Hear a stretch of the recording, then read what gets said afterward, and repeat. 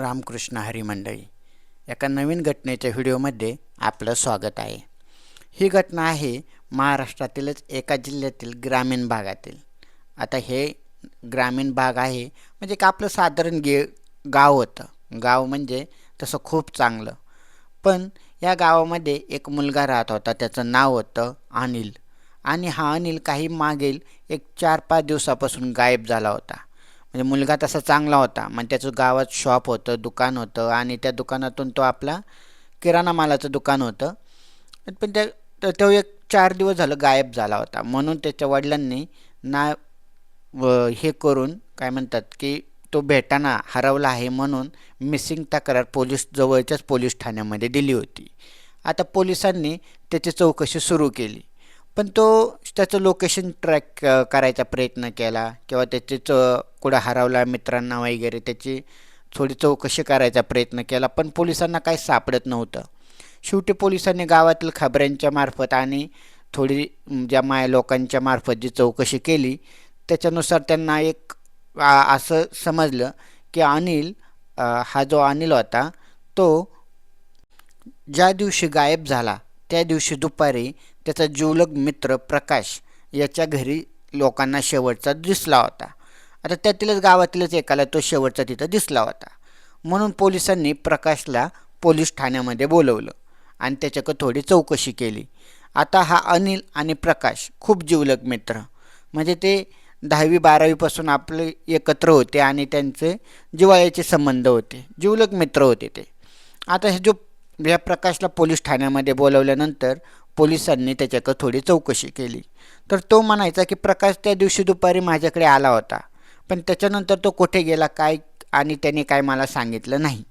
आता ही गोष्ट सहजासहजी पोलिसांना न पटणारी होती, कारण अनिल आणि प्रकाश हे गावातल्या लोकांच्या सांगण्यानुसार खूप जिवलग मित्र होते आणि असं सहजासहजी होणार नाहीत की हे दोघे एकमेकांना न सांगता कुठे गेले असतील किंवा प्रकाश कुठे जाणारही असेल, म्हणजे 4 दिवस झाले 5 दिवस असेल बाहेर गावी किंवा कुठे फिरायला, तर हा त्याचा जिवलग मित्र प्रकाशला नक्कीच सांगणार असेल। त्याच्यामुळे पोलिसांनी त्याच्याकडे थोडी अजून चौकशी केली, पण तो काय सांगायला तयार होईना। तो फक्त एकच म्हणायचा की तो कुठे गेला मला माहीत नाही। आता मात्र पोलिसांनी त्यांचा पोलिसी खाक्या दाखवायला सुरुवात केली। त्याच्यानंतर मग त्याने पोलिसांना पुढे घडलेली घटना सांगितली। आता ती घटना काय होती तर त्याच्या अगोदर त्यांचं सविस्तर आधी आपण माहिती घेऊ। तर हा प्रकाश होता आणि अनिल हे दोघे 10वी ते 12वी पासूनचे जिवलग मित्र। ते एका गावात राहत होते, त्यांच्या घरामध्ये थोडं अंतर होतं अर्धा किलोमीटरचं, पण लांब होते। आणि जो प्रकाश होता, प्रकाशचे वडील नव्हते, म्हणजे एक लहानपणी त्याचे वडील वारले होते। त्याच्या घरामध्ये त्याची आई आणि तो असं दोघेच राहत होते आणि इकडे प्रकाशचं घर होतं, तिथं त्याचे आई वडील आणि तो राहायचा। प्रकाशचं गावातच किराणा मालाचं दुकान होतं। आता हे दोघे चांगले मित्र होते, त्याच्यामुळे ते एकमेकांच्या घरी त्यांचं येणं जाणं होतं।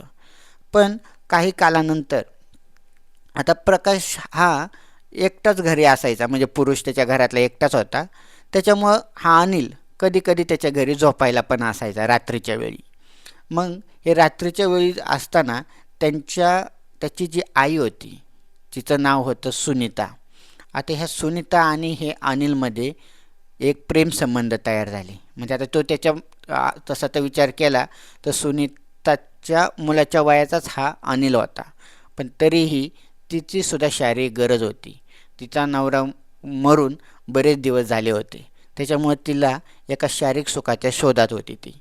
आता महिलेचं वय तिचं होतं जवळजवळ 50 वय, पण काय म्हणतात शेवटी एखादी महिला पहिल्यापासूनच अतृप्त असेल तर शेवटी तुमच्या शारीरिक संबंधांमध्ये ही वय मॅटर करत नाही, म्हणजे वयाची अडचण येत नाही।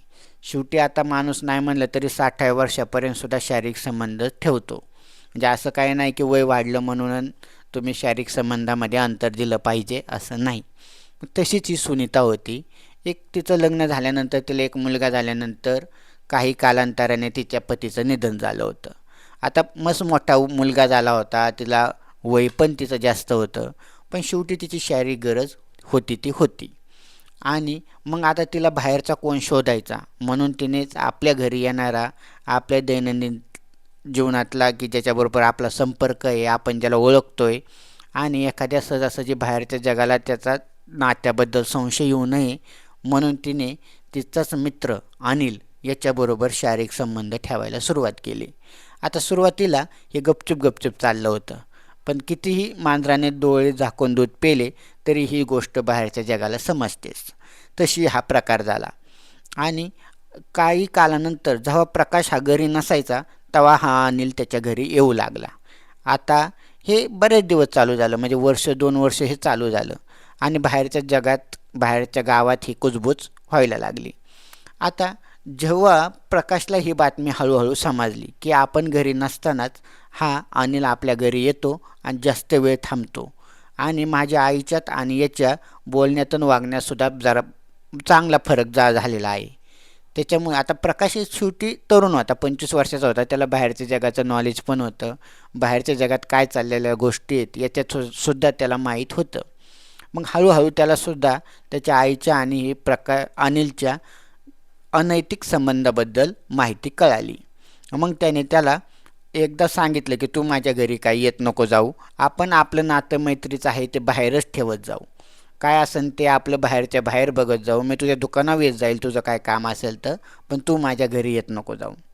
ठीक आहे. तर आता त्या गोष्टीला अनिल तर नाही म्हणू शकत नव्हता, कारण नाही म्हणला असता तर त्याचा जो अनैतिक संबंध होते त्याच्या आईबरोबर ते उजेडात आले असते. मग 8 दिवस गेले. 8 दिवसांनी आता शेवटी कशी एकमेकांच्या शरीराला जर सवय लागली एकमेकांची शारीरिक संबंधाची तर तो माणूस कसाच ऐकत नाही. 8 दिवस त्याने कसा तरी त्याच्यात दम काढला. त्याच्यानंतर एक दिवशी दुपारी नेमका तो त्याच्या आईला भेटायला गेला आणि तिथे त्यांचे शारीरिक संबंध झाले असतील आणि त्यांचे ते शारीरिक संबंध चालू असताना किंवा झाल्यानंतर हा प्रकाश तिथे पोचला. मग त्यांच्यात तिथे वादावादी झाली की तुला सांगितलं होतं की माझ्या घरी येत नको जाऊ, मी असताना नको येत जाऊ, तू माझ्या घरी का आला म्हणून. मग अशी एक त्यांच्यात तिथं वादावादी झाल्यानंतर अनिल तो त्याच्या दुकानावर निघून गेला. त्याच्यानंतर 1-2 दिवसांनी प्रकाशने स्वतःहून अनिलला फोन केला आणि आपल्या घरी बोलवलं. वेळ होती दुपारी 2ची आणि मग तो घरी आल्यानंतर तो अनिल बरोबर त्या विषयावर वाद घालू लागला की तुझ्यात माझ्या आईमध्ये जे काय चालू आहे ते बंद कर आणि आपलं जे मैत्रीचं नातं आहे ते इथंच संपव, परत तू माझ्या काय घरी येत नको जाऊ आणि जी आपली दोघांची बदनामी झाली ती इथंच बंद करा म्हणून. पण अनिल काय ऐकायला तयार नव्हता. मग त्याच गोष्टीवरून त्यांच्या तिथं वाद झाला आणि प्रकाशने त्याचा तिथं गळा आवळून खून केला आणि खून केल्यानंतर तो तिथं शेतातच त्याचा खड्डा खांदून त्याचा मृतदेह पुरला आणि तो गावात जणू काय काही झालंच नाही अशाप्रमाणे तो वागू लागला. आता ही घटना त्याच्या वडिलांना समजली की आपला मुलगा रोज 5-6 वाजता घरी येणारा दुकान बंद करून तो कसा आला नाही, म्हणून त्याच्या वडिलांनी त्या दिवशी त्याची 8-9 वाजेपर्यंत वाट पाहिली. पण त्यांना वाटलं की आपला गेला असेल, कुठे फिरायला गेला असेल न सांगता, मोबाईल पण बंद आहे त्याचा, म्हणून त्यांनी त्या दिवशी त्याची वाट बघितली. पण दुसऱ्या दिवशी तो आला नाही म्हणून त्याच्या वडिलांनी पोलीस ठाण्यामध्ये कंप्लेंट केली आणि पोलिसांनी त्याचा जो जिवलग मित्र होता प्रकाश याला संशयावरून बोलून चौकशी केल्यानंतर हा गुन्हा उघडकीस आला. तर या गोष्टीतून सांगायचं असं की आता तसं विचार केला तर त्या महिलेचं सुद्धा काही शारीरिक संबंधांचं वय नव्हतं, 50 वर्ष होतं, पण तिच्या मुलाचं वयाचा विचार करून आणि आत्तापर्यंतच्या कौटुंबिक परिस्थितीचा विचार करून तरी तिने त्याच्याबरोबर शारीरिक संबंध प्रस्थापित करायला नव्हते पाहिजे आणि मुलाने सुद्धा त्याच्या आईच्या वयाच्या महिलेबरोबर सुद्धा शारीरिक संबंध प्रस्थापित करायला नव्हते पाहिजे. अशा प्रकारे ही घटना घडली आणि इथे अनिलचा मृतदेह पंचांच्या समोर त्यातून खड्ड्यातून मृतदेह बाहेर काढून त्याचं पोस्टमॉर्टम करून त्यावर अंत्यसंस्कार करण्यात आले. तर ही घटना आवडल्यास नक्कीच व्हिडिओला लाईक करा आणि चॅनलला सबस्क्राईब करायला विसरू नका. रामकृष्ण हरी.